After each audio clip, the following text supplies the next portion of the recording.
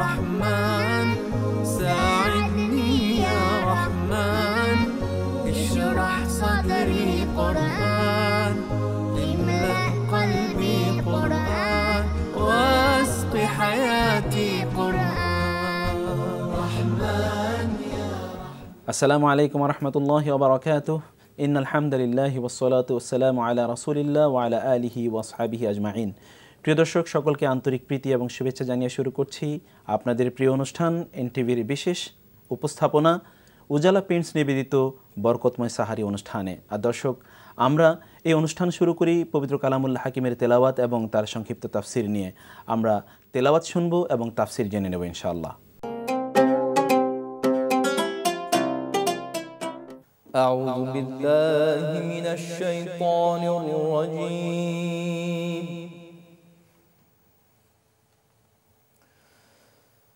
بسم الله الرحمن الرحيم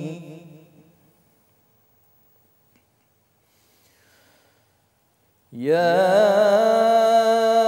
أيها الناس اتقوا ربكم الذي خلقكم من نفس واحدة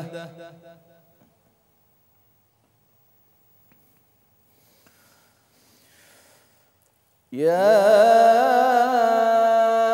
أيها الناس اتقوا ربكم الذي خلقكم من نفس واحدة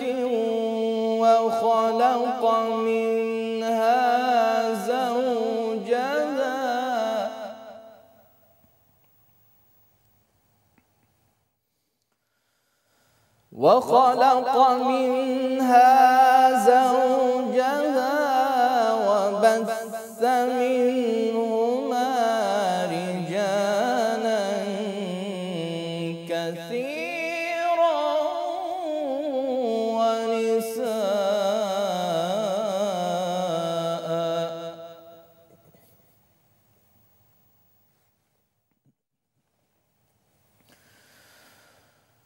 واتقوا الله الذي تساءلون به والأرحام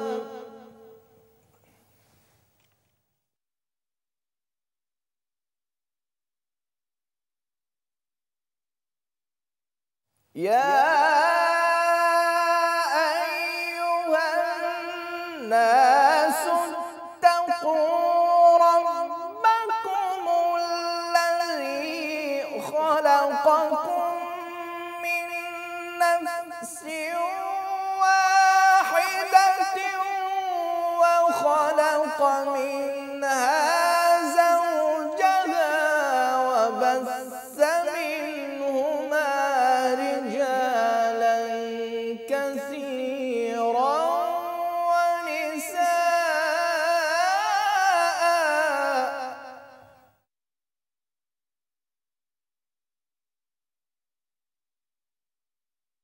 واتقوا الله الذي تساءلون به والأرحام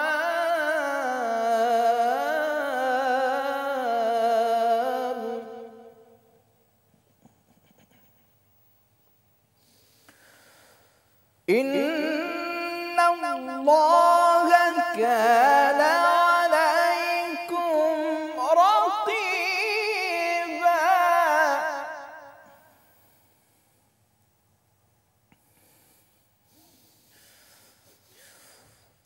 وآتوا اليتامى أموالهم ولا تتبدلوا الخبيث بالطيب ولا تأكلوا أموالهم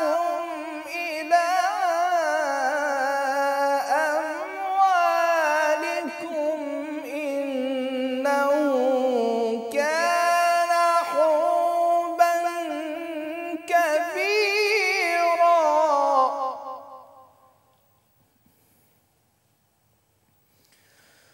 ولا تأكلوا أموالهم إلى أموالكم إنه كان حوبا كبيرا صدق الله العظيم.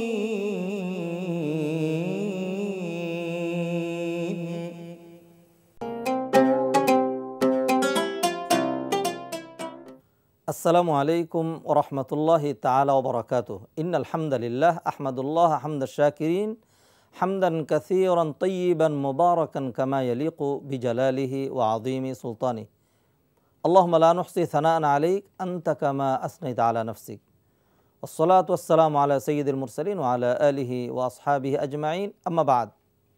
সুপ্রিয় দর্শক শ্রোতা, মহান আল্লাহ সুবহানাহু ওয়া তাআলা আমাদেরকে মাহে রমাদান পাওয়ার, মাহে রমাদানের তিনটি রোজা পালন করার তৌফিক এনায়েত করেছেন। তিনি আমাদের এই সিয়ামগুলো, আমাদের কিয়াম, আমাদের নেক আমলগুলো কবুল করে নিন। মাহে রমাদানের এই চতুর্থ রজনীতে, এই শেষ রাতে আপনাদের সকলের কল্যাণ কামনা করে আমরা আজকে কোরআনে কারিমের চতুর্থ পারা থেকে আপনাদের সামনে গুরুত্বপূর্ণ বিষয়গুলো তুলে ধরব ইনশাআল্লাহ। চতুর্থ পারা শুরু হয়েছে সূরা আলে ইমরানের 92 নং আয়াত থেকে এবং এই পারায় সূরা আলে ইমরান শেষ হয়েছে। সূরা আলে ইমরানের আয়াত সংখ্যা 292 নং আয়াত থেকে আমরা 200 আয়াত পর্যন্ত দেখতে পাচ্ছি সূরা আলে ইমরানের চতুর্থ পারায়।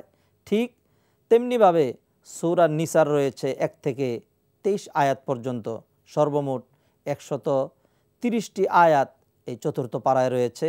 দেখুন, এই চতুর্থ পারার প্রথম লাইনে আল্লাহ সুবহানাহু ওয়া তাআলা ইরশাদ করছেন, লান তানালুল বিররা হাত্তা তুনফিকু মিম্মা তুহিব্বুন।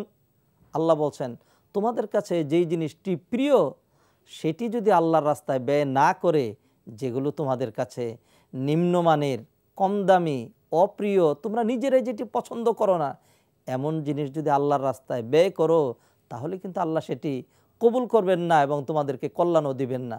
হাদিসে আল্লাহ রাসূল সাল্লাল্লাহু আলাইহি ওয়াসাল্লাম বলে দিয়েছেন, ইন্নাল্লাহা তাইয়্যিব ওয়া লা ইয়াকবালু ইল্লা তাইয়্যিব।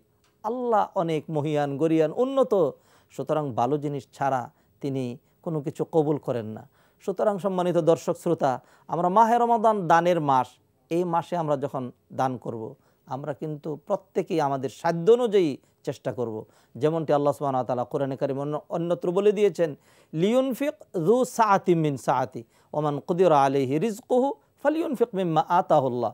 যাকে আল্লাহ যেমন দিয়েছেন, সচ্ছল ব্যক্তি তেমনই দান করবে, আর যার অসচ্ছলতা রয়েছে সে যদি অল্প দান করে, আল্লাহ সেটি কবুল করবেন।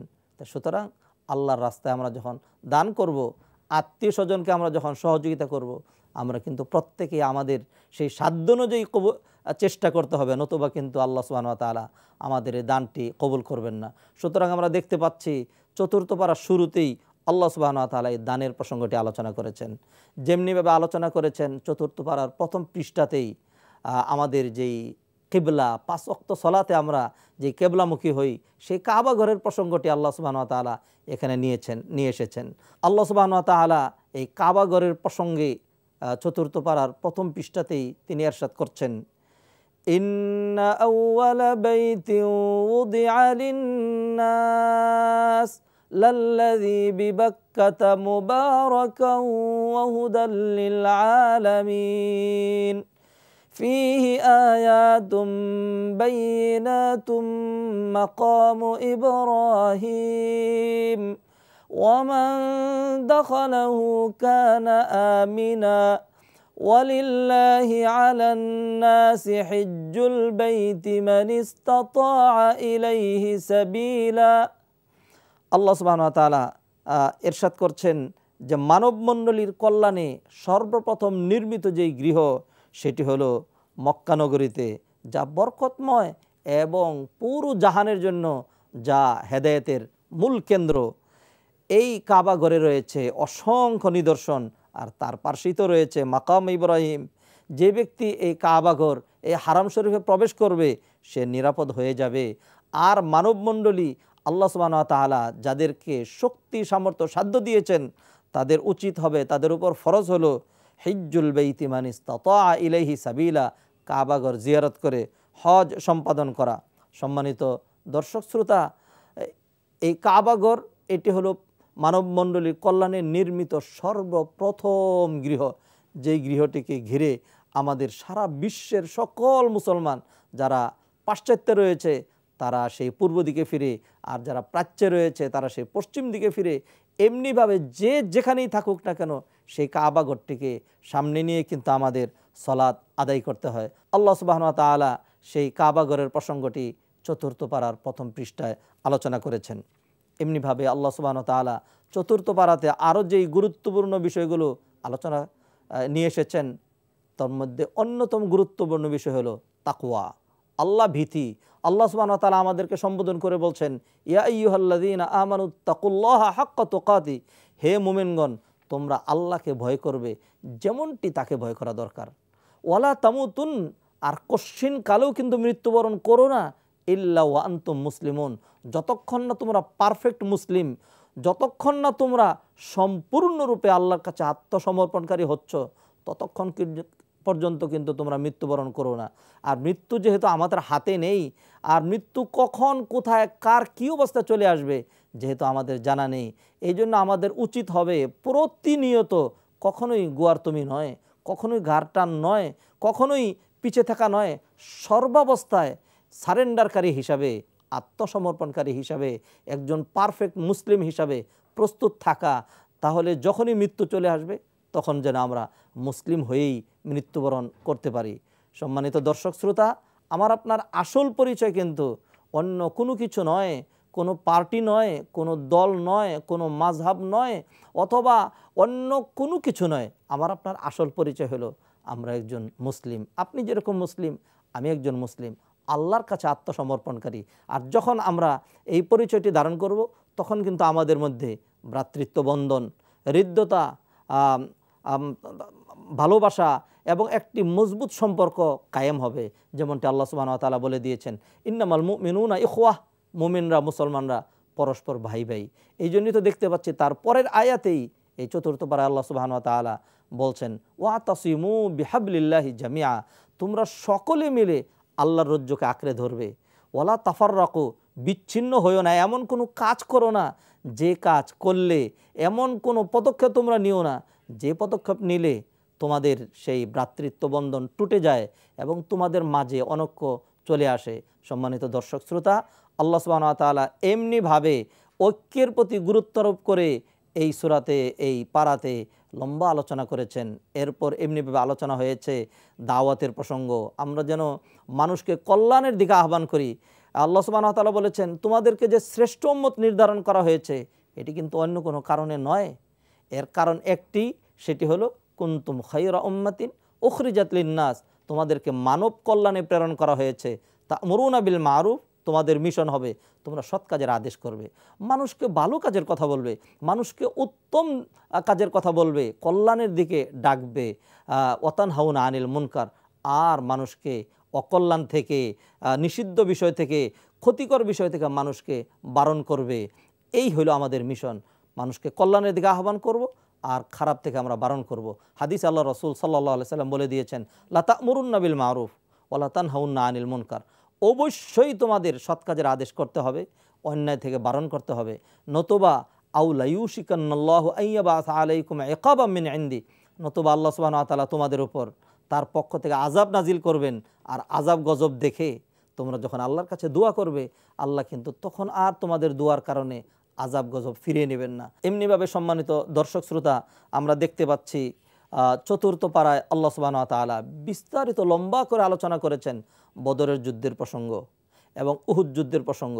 বদরের যুদ্ধে তো আল্লাহ সুবহানাহু ওয়া তাআলা আল্লাহ রাসূল সাল্লাল্লাহু আলাইহি সাল্লাম সাহাবীদেরকে যেভাবে লাইন করে দাঁড়িয়েছিলেন, প্রস্তুত করেছিলেন, সেই চিত্রটি পর্যন্ত তুলে ধরেছেন।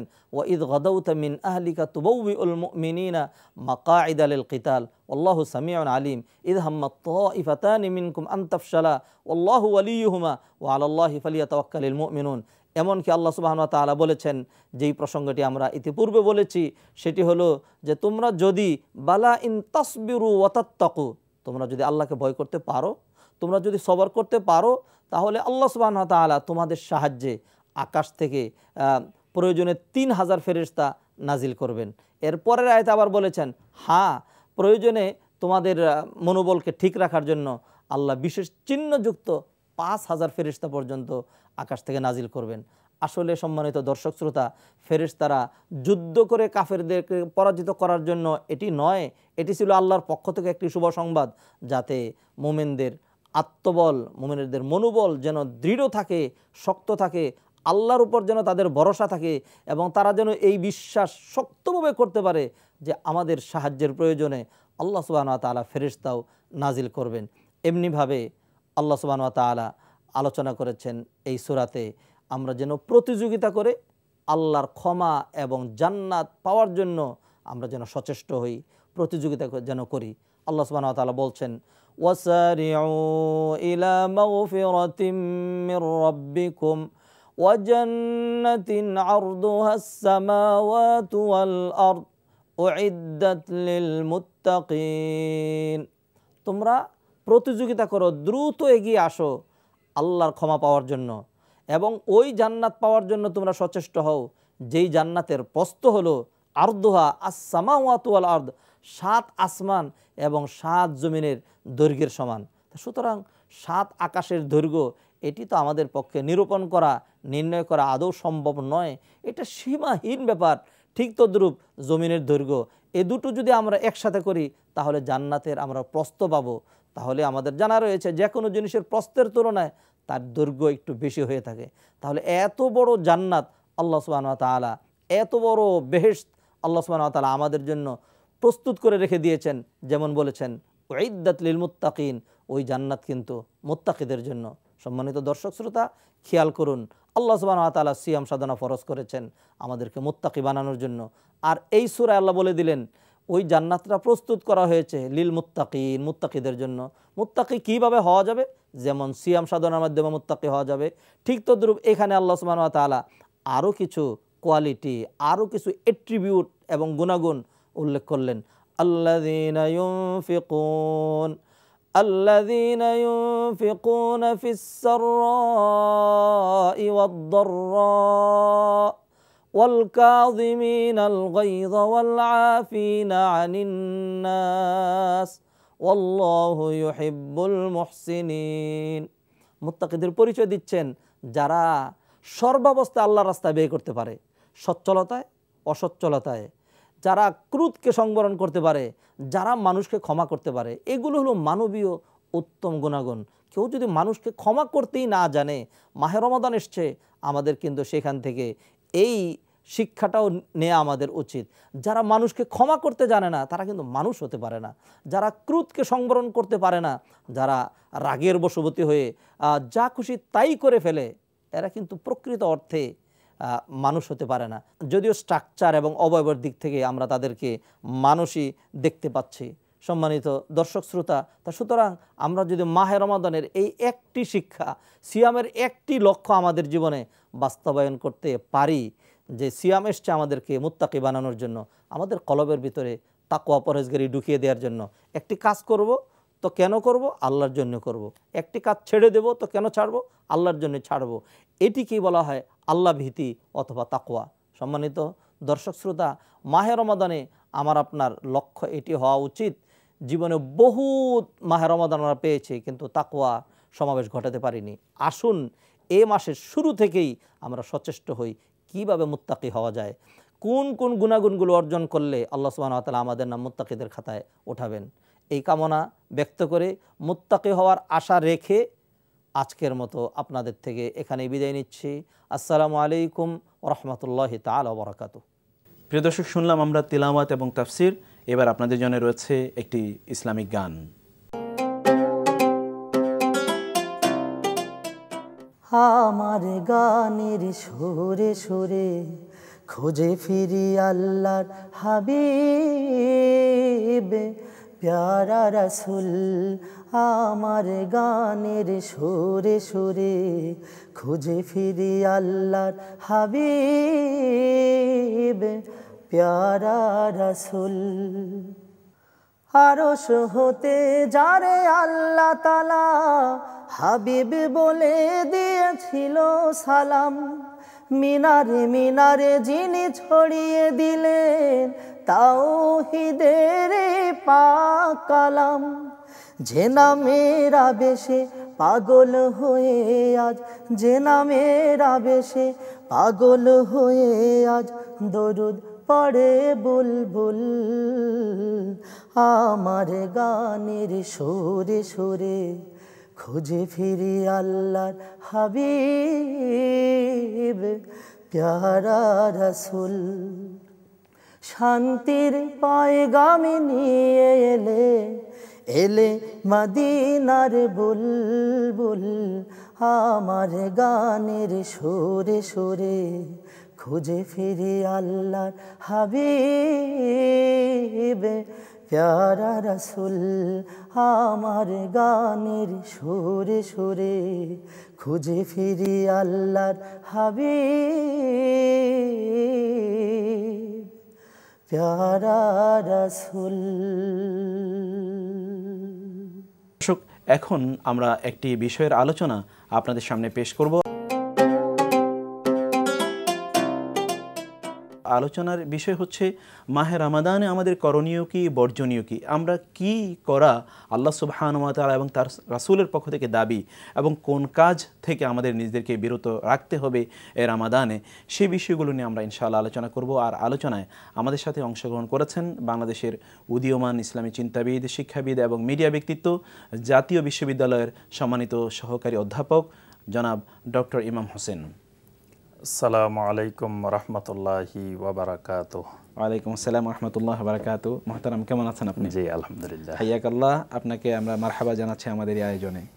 তো মোহতারাম, যে কথা আমি বলেছি ভূমিকাতে, যে আমরা একটু আপনার কাছে প্রথমেই জানতে চাই যে রমাদানে আমাদের করণীয় কি। মানে আমরা বেসিক্যালি তো আমরা রোজা রাখছি, সেটি আছে, কোরআন তেলাওয়াত করব, অন্যান্য কাজগুলো করব, এর পাশাপাশি মোটা দাগে আমাদের কি করণীয় এবং আরও অন্যান্য কি বিষয়ের প্রতি আমাদের দৃষ্টি এবং গুরুত্ব দেওয়া দরকার? জাযাকাল্লাহু খাইরান। আমিন ওয়া ইয়াক। আলহামদুলিল্লাহ, এনটিভির দর্শক শ্রোতাদের অভিনন্দন জানিয়ে পবিত্র এই মাহে রমাদানের বরকতময় সাহারি অনুষ্ঠানে আমরা গুরুত্বপূর্ণ একটি বিষয়ে আলোচনা করার সৌভাগ্য আল্লাহ পাক দিয়েছেন। আমিন আমিন। আলহামদুলিল্লাহ। এখানে অনেকগুলো বিষয় আমাদের রমাদান মাসে করণীয় রয়েছে এবং বর্জনীয় রয়েছে। জি। করণীয় বিষয়ের মধ্যে প্রথমত যেটি আমরা সবচেয়ে উল্লেখযোগ্য এবং যেটাকে আমরা সবচেয়ে বেশি গুরুত্ব দিব, এই ধরনের কাজের মধ্যে প্রথমে আমাদেরকে সিয়াম পালনরত অবস্থায় আমরা সমস্ত প্রকার হারাম কাজ থেকে, কবিরা গুনাহ থেকে, যেমন আমরা খাবার থেকে, পানীয় থেকে যেমন বিরত থাকি, তেমনি আমরা সার্বক্ষণিক আমরা আল্লাহর জিকিরের মধ্যে আমরা অতিবাহিত করব। জি জি। অর্থাৎ আমাদের সময়টি আল্লাহর জিকিরের মধ্যে যাবে, যেহেতু এটা ইবাদতের মৌসুম। জি, যেহেতু এটা ইবাদত এবং সিয়াম একটি ইবাদত, এবং যতক্ষণ সিয়ামরত অবস্থায় আছি ততক্ষণ আল্লাহর জিকিরের মধ্যে, অর্থাৎ বেহুদা সময় নষ্ট না করে এই সময়টা আমরা কোরআন তেলাওয়াত, জিকির আজকার, ইবাদত বন্দেগী এইভাবে আমরা অতিবাহিত করব। এমনি তো মোহতারাম, বেহুদা সময় নষ্ট করে তো কোনো ইমানদারের মিন হুসনি ইসলামিল মারই তারকুহু মা লা ইয়ানি, জি, যা তার প্রয়োজনীয় এমন কাজ তো একজন ইমানদার করতেই পারে না। রমাদানে তো এই কাজ করার প্রশ্নই আসে না। জি, আর রমাদান যেহেতু একটি গুরুত্বপূর্ণ ইবাদত এবং এই মাসের প্রতিটি মুহূর্ত, সার্বক্ষণিক সময় খুবই গুরুত্বপূর্ণ। আল্লাহ পাকের রহমত নাজিল হচ্ছে, আল্লাহ পাকের পক্ষ থেকে মাগফিরাত নাজিল হচ্ছে, তো সে সময়টি আমাদের কাজে লাগানো অবশ্যই উচিত। এরপরে এই মাসটি তাকওয়ার মাস, তাকওয়া অর্জনের মাস, লাআল্লাকুম তাত্তাকুন। যেহেতু তাকওয়া অর্জনের মাস, তাহলে আমি তাকওয়া কিভাবে বেশি বেশি এই মাসে হাসিল করতে পারি, তাকওয়া অর্জন করতে পারি, অর্থাৎ আল্লাহর ভয়ে আমার ভিতরে এমনভাবে জাগ্রত হবে যে আমি কোনো হারাম কাজ, আল্লাহ নিষিদ্ধ কাজ করব না, এবং আল্লাহ রাব্বুল আলামিনের আদেশকৃত আল্লাহর হুকুম যেই কাজগুলো করার জন্য সেগুলো আমি কখনো ছাড়বো না। জি। যে এইভাবে আমার যখন প্রতিনিয়ত রমাদানে যদি 1 মাস এই ট্রেনিংটি আমার চলে, তাহলে এটা আমার বাকি 11 মাসের জন্য বাস্তবে কার্যকর হয়ে যাবে। জি জি। তাহলে এখানে আমার করণীয় বিষয় হলো তাকওয়া কিভাবে আমার অর্জিত হবে, সে তাকওয়ার কাজে ব্যস্ত থাকা এবং সামগ্রিকভাবে আল্লাহর স্মরণে, আল্লাহর জিকিরে, আল্লাহর জিকিরে ব্যস্ত থাকা, এটা থাকা, ইস্তেগফারের মধ্যে থাকা। এরপরে সবচেয়ে আরেকটি গুরুত্বপূর্ণ করণীয় বিষয় হলো রমাদান মাসে আল্লাহ পাক গুনাহ মাফ করবেন। কিন্তু এই গুনাহগুলো তো সগীরা গুনাহ মাফ হবে, স্বাভাবিকভাবে যেটা মাফ হবে সেটা সগীরা গুনাহ। কবিরা গুনাহগুলো যেগুলো রয়েছে সেগুলোর জন্য খালেসভাবে তওবা করা। আল্লাহ পাক বলেছেন ইন তাজতানিবু কাবাইরা মা তুনহাউনা আনহু নুকাফির আনকুম সাইয়্যাতিকুম। তাহলে কাবায়ের যে গুনাহগুলো, সেই গুনাহগুলো থেকে তওবা অবশ্যই করতে হবে। এবং এই তওবাটা আমাদের সাধারণ ভাষায়, মানে সাধারণ নিয়মে তওবা না হয়ে কোরআন সুন্নাহর নিয়মে নবী সাল্লাল্লাহু আলাইহি সাল্লামের তরিকায় তওবা হইতে হবে। এবং সেই রকম তওবা যদি আমরা রমাদান মাসে করতে পারি, তাহলে আল্লাহ রাব্বুল আলামিন আমাদের সিয়াম পালনের সাথে সাথে সমস্ত কবিরা গুনাহগুলো আল্লাহ পাক মাফ করে দিবেন। মোহতারাম, এই যে আপনি যে বললেন যে তওবা করা, তাহলে কি তওবা করার এর জন্যও কি এমন কোনো সময় আছে কিনা রমাদানে, যে সময়গুলোতে যেমন ইফতারের আগে বা সাহারির আগে, এরকম কি কিছু সময়ের কথা আপনি বলবেন যখন ব্যক্তি আল্লাহর কাছে তওবা করলে আল্লাহ তো কবুল করবেনই, কিন্তু এটি দোয়া করলে অনেক বেশি সম্ভাবনাময় এই সময়গুলো? জি, রমাদানের প্রতিটি মুহূর্তই তো গুরুত্বপূর্ণ সময়। তবে বিশেষ করে ইফতারের মুহূর্তগুলো, ইফতারের মুহূর্তে আল্লাহ পাক দোয়া কবুল করেন।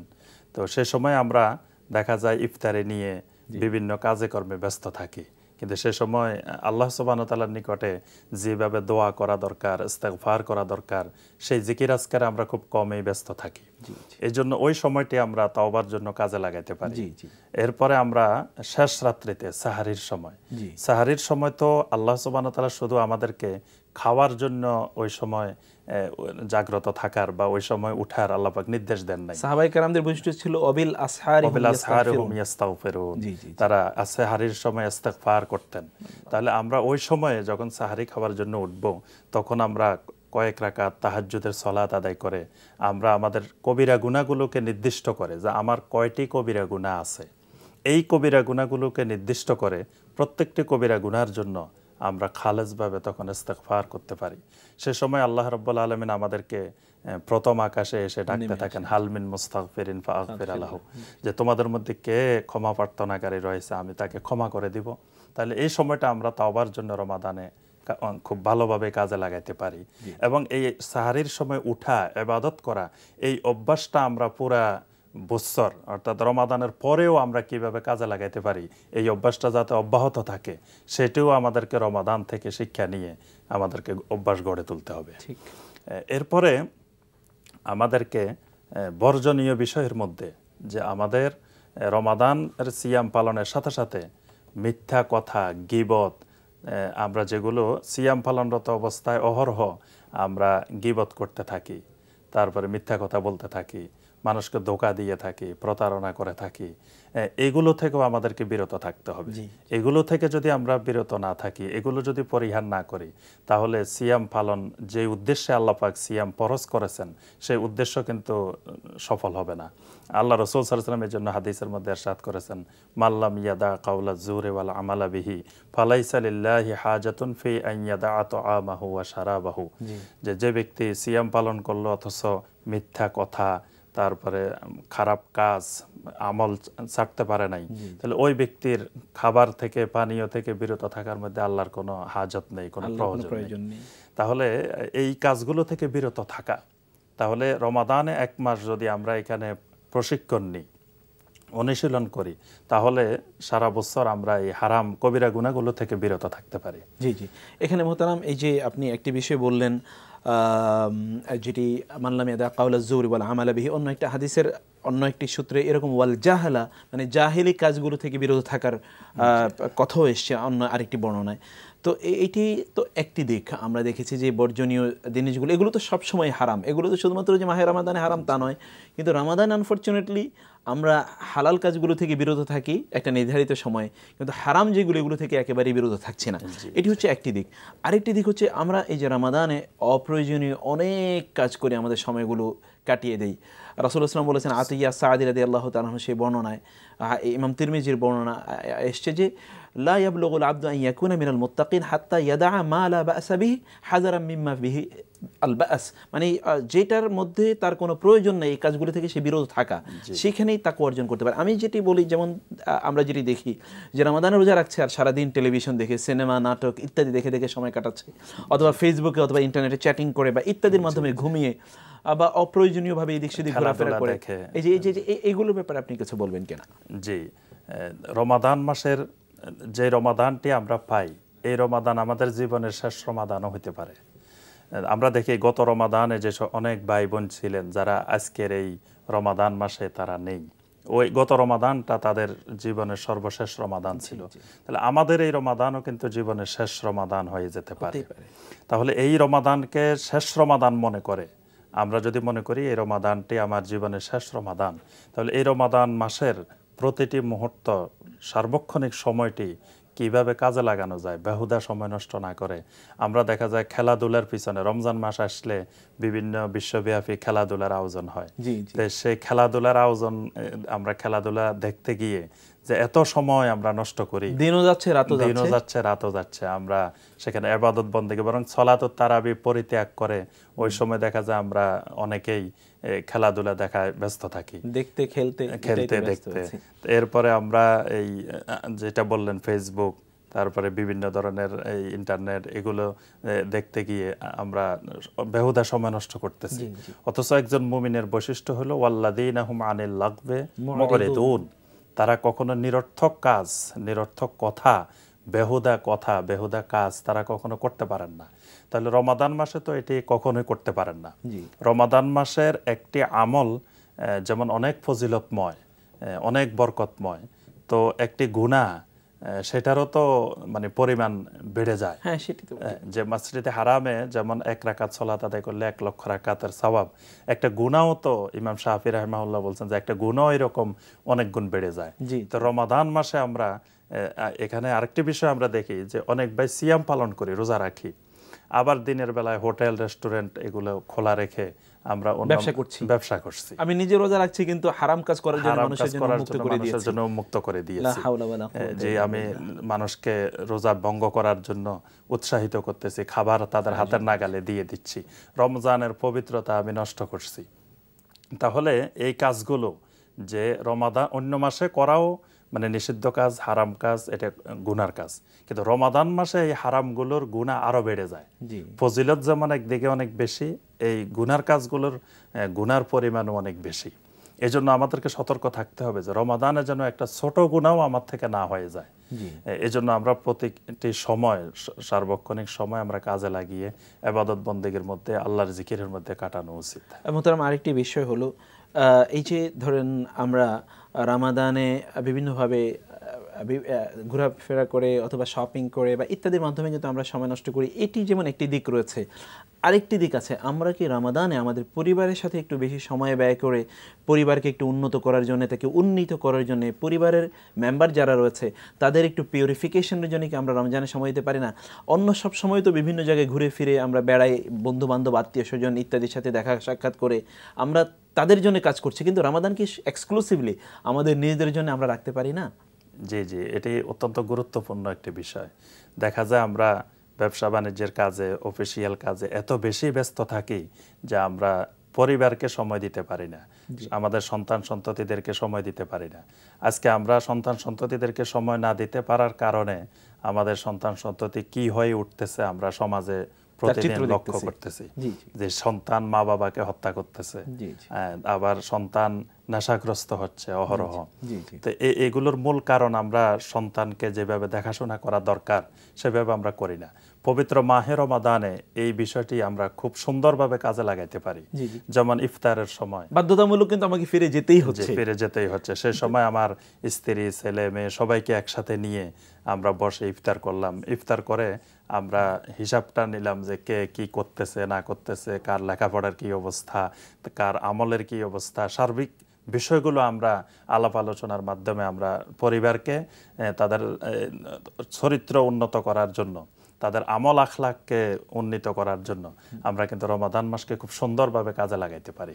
এবং দেখুন এখানে কিন্তু একটা অনেক সময় কিন্তু রমাদানে তাদের সাথে ব্যয় করার আমাদের স্কোপ রয়েছে। যেমন আপনি বললেন যে বাধ্যতামূলক তো আমরা ইফতারের জন্য ফিরে যেতেই হয় আমাদেরকে, সেখানে ইফতারে একসাথে ইফতার করা, তারপরে কিন্তু আমরা আর বাইরে যাই না, কারণ আমাদের তারাবি রয়েছে। তারাবির পর আবার যেহেতু আমাদেরকে সাহারি খেতে হবে, পরের দিন আবার কাজ শুরু করতে হবে, বাসায় কিন্তু ফিরে আসি।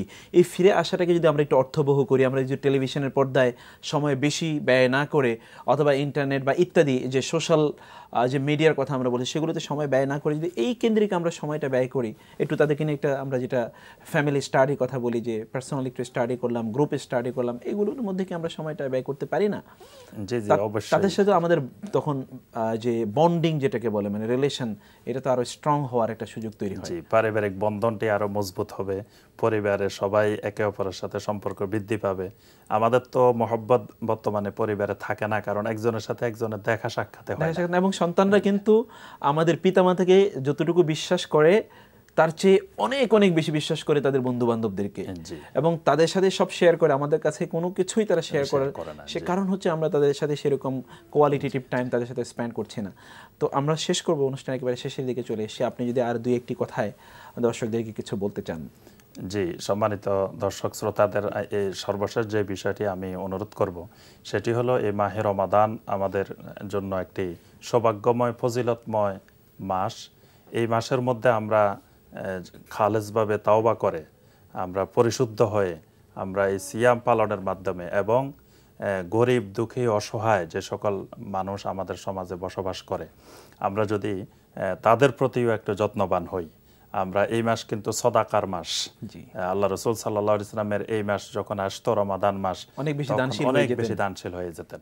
এবং এই মাসটি শাহরুল মুআসাত, যে মানুষের মধ্যে সহমর্মিতার মাস।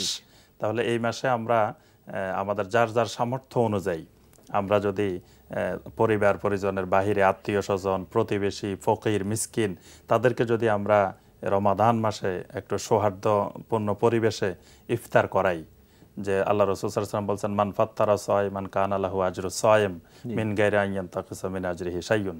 তে আল্লাহ পাক তাকে একটা সিয়ামের সওয়াব দান করেন একটা রোজাদারকে ইফতার করাইলে। তাহলে আমরা প্রতিদিন কিছু ভাই বোনদেরকে আমরা ইফতার করাইতে পারি। এরপর আমরা এই মাসে বেশি বেশি সদাকা, আমরা গরিব অসহায় মানুষদেরকে সাহায্য সহযোগিতা করতে পারি। নিজেকেও জাহান্নামের আগুন থেকে বাঁচানোর চেষ্টা করি, পাশাপাশি মানুষের দিকে সাহায্যের হাত আমরা বাড়িয়ে দিই। তাহলে এই রমাদান আমাদের জন্য সার্থক হবে ইনশাআল্লাহ। অনেক ধন্যবাদ আপনাকে খুবই চমৎকার আলোচনা করার জন্য। আপনি অবশ্যই দোয়া করবেন যাতে সমাজে সেই পরিবর্তন, ব্যক্তি জীবনে সেই পরিবর্তন ঘটে। জাযাকাল্লাহু খায়রান। জি, বারাকাল্লাহু ফিক। প্রিয় দর্শক, আমরা অত্যন্ত চমৎকার একটি আলোচনা উপভোগ করলাম। এবার আপনাদের জন্য রয়েছে একটি ইসলামিক গান। এই সুন্দর ফুল, সুন্দর ফল, মিঠা নদীর পানি, খোদা তোমার মেহেরবানি, খোদা তোমার মেহেরবানি। শস্য শ্যামল ফসল ভরা মাটির ডালিখানি, খোদা তোমার মেহেরবানি। এই সুন্দর ফুল, সুন্দর ফল, মিঠা নদীর পানি, খোদা তোমার মেহেরবানি, খোদা তোমার মেহেরবানি। তুমি কতই দিলে রতন, ভাই বেরাদার পুত্র স্বজন। তুমি কতই দিলে রতন, ভাই বেরাদার পুত্র স্বজন। ক্ষুধা পেলে অন্ন যোগাও, ক্ষুধা পেলে অন্ন যোগাও।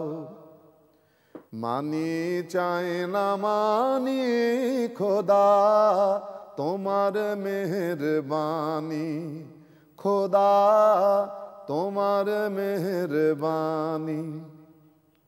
খোদা তোমার হুকুম তরক করি আমি প্রতি পাই তবু আলো দিয়ে বাতাস দিয়ে বাঁচাবে বান্দায়